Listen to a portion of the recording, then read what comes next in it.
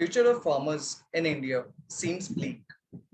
Right now, we do have exports greater than imports, but unfortunately, it's not sustainable. You would be surprised to know that we would be in trade deficit, particularly in agriculture, in the next 6 to 7 years.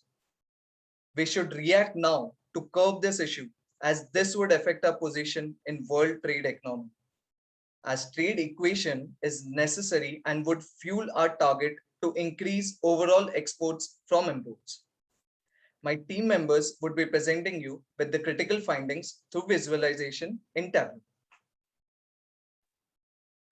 Now, the graph here shown depicts the history of the import and export data as well as the future forecast of the Agri-Trade database of India. As we can see that until now, the agricultural exports have exceeded the imports in the majority of the years.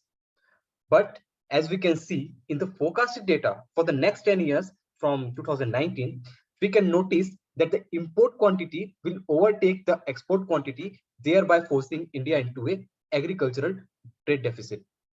That green and red color area depicts the forecasted values. Exports are greater than imports in India currently. The forecast suggests though this will not be the case forever, but in the next 6 to 7 years, the imports will exceed by 18.7 million tons. Therefore, we need to gear up ourselves through focused attention in the area of agricultural technological development. Now, let's have a look on what are the implications of post-harvest losses. So what exactly are the post-harvest losses?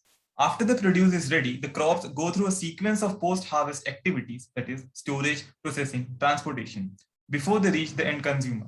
Some loss occurs at every stage, which affects the value chain in quantity as well as the profits.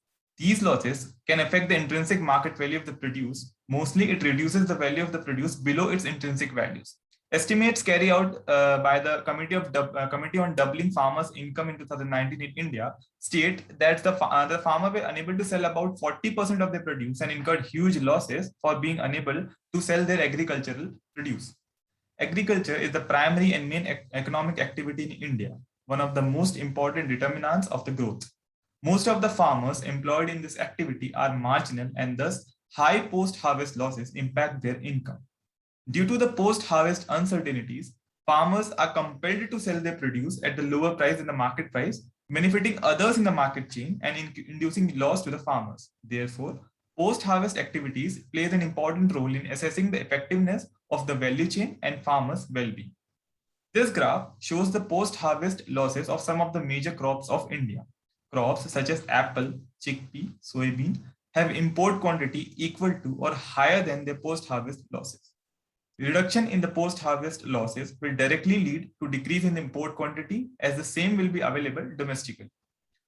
Until now, we have seen what are the key critical findings of our data analysis. Now, let's wrap up our key findings and the solution that we have, we need to present the solution that we have to suggest for the key stakeholders.